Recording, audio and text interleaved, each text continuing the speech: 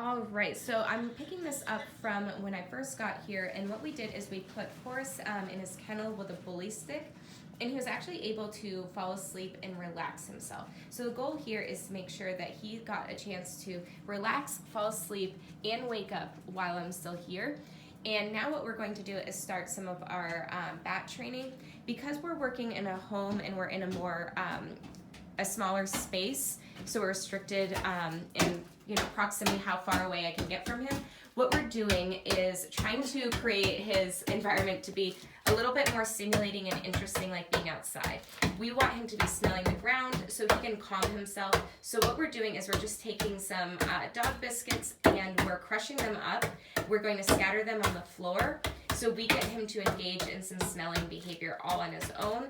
The goal is to help him get tension off the leash and then to stand in here while he's calming down and nice and relaxed. So what I'm going to do, because Forrest isn't reacting too strongly to me being this close to him other than whining, I'm going to hand the camera off to one of the guardians and she's going to record the rest of the session.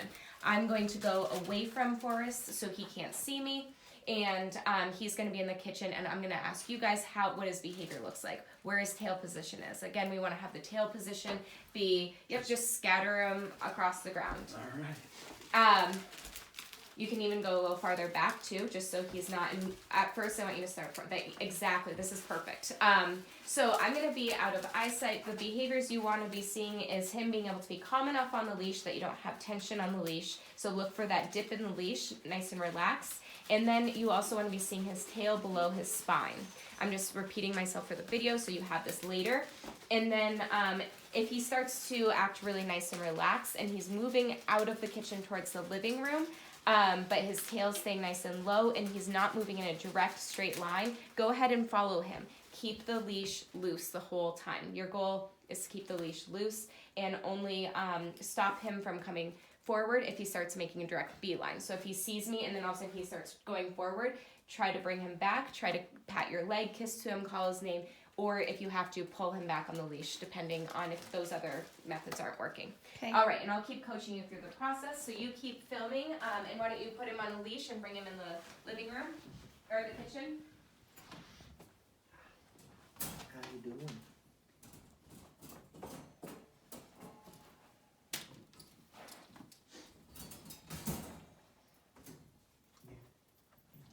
Let me have this. Thank you.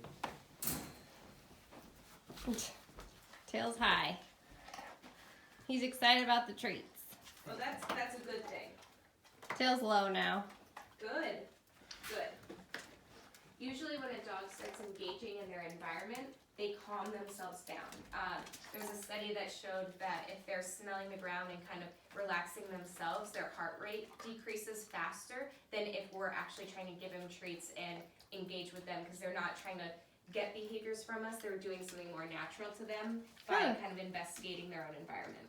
Yeah, his tail's like all the way down. Perfect. Is the leash nice and loose? Yep. Great.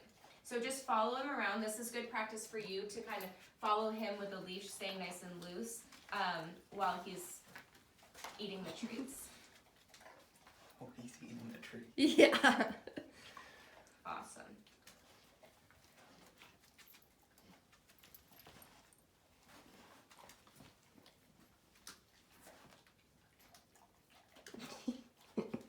You shouldn't have put so many. Yeah, sorry. I don't know. No, it's okay. It's actually, no, it's a good thing. Okay. This isn't supposed to be fast paced. Okay.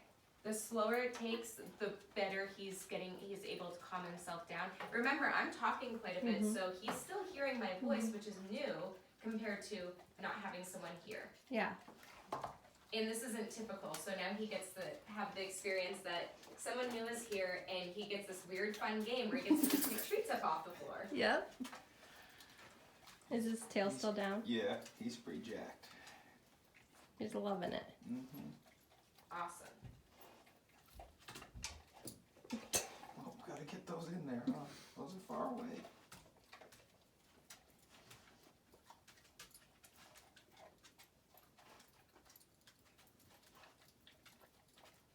Morgan, why don't you keep filming and keep the camera on him if possible. Use your other hand to grab a couple more treats and scatter them in the corner of that carpet. Over here? Just so he can be, at some point, he can see me, but he still now understands kind of the name of the game, and he can see that, just to encourage him to keep doing this type of behavior. I expected his tail to still be up higher at this point, so the fact that he's calming himself down this much is a really good sign.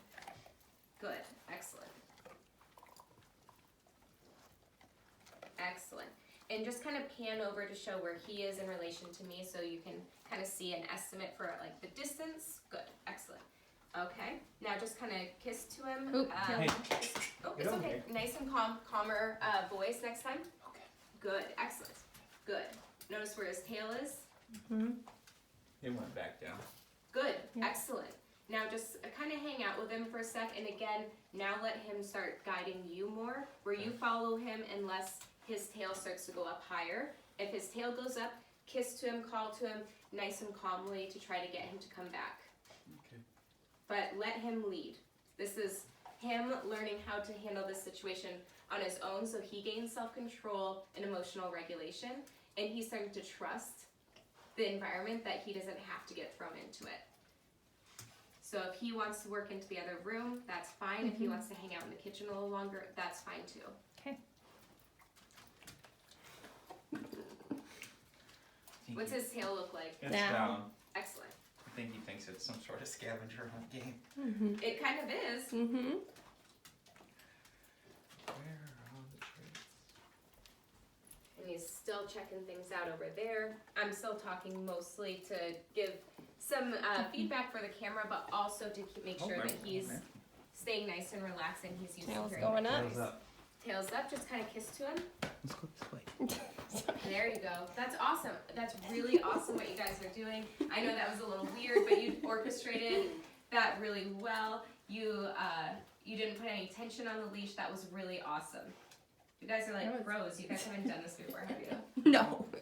I didn't think so, but just checking. No. Awesome. His tail's up. Let's go back over here. Good. Excellent. There's still some more.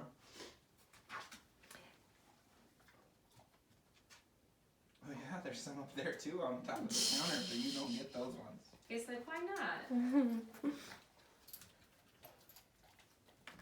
Your tail's You're missing some, Forrest. pretty high for us. Since there we go, now his tail's back down. Why don't you throw a couple more treats down over there? Not too many, but just a couple just to get him to keep comfortably kind of smelling his environment. Didn't He want kinda any of missed those. I think he just missed that they were there, but that's okay. If he walks into his crate, that's fine. Just keep the attention off the leash. He might think that there might be something yummy in there for him. He's like, oh wait, there's stuff down here. So again, he's getting comfortable to hearing my voice, that there's no tension on the leash, his tail's down. I'm still standing in about the same location just so he gets used to where I'm at. It's easier for a dog to get comfortable with a new person that's stationary. If I was moving around really rapidly, making really loud, weird noises like sometimes toddlers can do, or if I started rushing right towards him, that could make him more nervous. So I'm trying to stay more still just to help him get more used to me, and it's less threatening, and keep the experience nice and positive. So the high tail isn't necessarily bad energy. It just means that he's like more energy. He has more energy, exactly. And then if he just kind of hangs out there, that's fine. So yeah, exactly, like that's perfect. So he doesn't always have to go all the way back to the kitchen, as long as he's kind of coming back to you. His tail's partially up because he has there's treats, so Yeah. he's a little excitable about the treats. So the tail isn't necessarily all about me being here. That's why over time you do want to phase the treats out, but it's, as you can tell, it's great because it stopped him from barking and keeping him nice and relaxed. Now he's starting to pant. See where his ears are. Are you catching this on camera? Yep. And I would try to, there you go, perfect. Perfect. What I'm going to do is, if you can just show me for 1 second, I'm going to go out of sight this way. So what I want you to do is see if you can get him to come back. When he starts to look at me but he's not barking, I'm going to walk away. So he starts to realize that if he does signals that say he's a little stressed but he's not barking or trying to come towards me farther, that I will read his body signals and I will leave. Because it's accomplishing a similar goal that he's trying to achieve. He wants to achieve me leaving because I'm making him a little nervous and he's fearful. So go ahead and see if you can encourage him to come over a little bit more. He's laying down. He's laying down. Yeah. Okay, so actually then I'm gonna walk over to show kind of, if you can just take a couple steps back so you can show me and close to where he is. Okay, so now he's, okay. So see how he's doing, okay. Now he's panting, his ears are back. There, perfect. He turned his head sideways. I'm gonna walk away, come out of his vision. Just so he starts to make the association that he doesn't have to bark at me or kind of nip to try to get me to leave. And he can accomplish a similar goal with calmer behaviors. Good?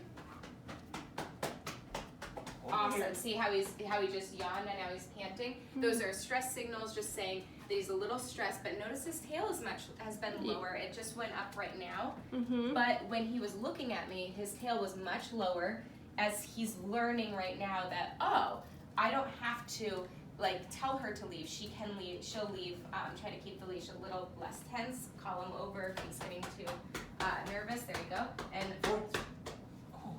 well, that's very good. Sitting down again is a sign that he's much more comfortable with me, and so is laying, because he has to put more effort into barking or trying to get me to leave than if he was already standing. So again, I'm just gonna kind of walk away so he realizes that he can keep doing these much calmer, happy behaviors, and I'll leave the room for a minute. Excellent. Tooth's are almost gone. You had to just be good. And again, we haven't gotten him back to the point where he's barking, which is really good. If you can, just kind of back up towards his crate so that way you can keep showing where he is in relation to me, because we'll keep kind of going through the game. Okay, awesome. Good, good, good. Now you just. Okay, now he just did a little, go ahead and, there you go. Now just stand still. There, now follow him only if he keeps going, because you're almost, not on purpose, but you're almost leading him further back and away. See how he's much calmer. He's sniffing the ground, Robert. His tail's down, that's good. So that's all good behavior. Now, since we don't want to go over threshold, call him back over to you so he learns that he can be nice and calm. Call him over. Good, good, excellent. I'm gonna walk away. Good. See how well, Good boy. see how he's starting to learn that he can come over and approach calmly, and I'm also not bugging him. I'm not trying to pet him right away. I'm not trying to engage with him. I'm letting him start to be around me comfortably, and now he's over near where I was sitting, and he's smelling my stuff, so he's starting to get an idea of who I am, because smelling tells a dog a lot. It tells him, you know, gender, what I've been up to today, probably a little bit even when I had breakfast. So this is all stuff that he's gathering information about me. There. Awesome. Boy, yes, I know. I keep saying it for no treats. Good.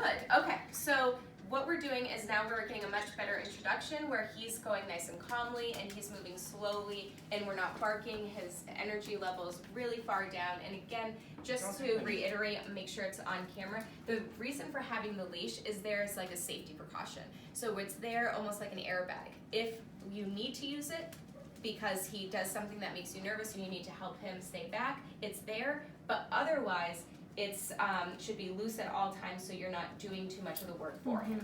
Awesome. So let's end the video and say this is pretty good. We made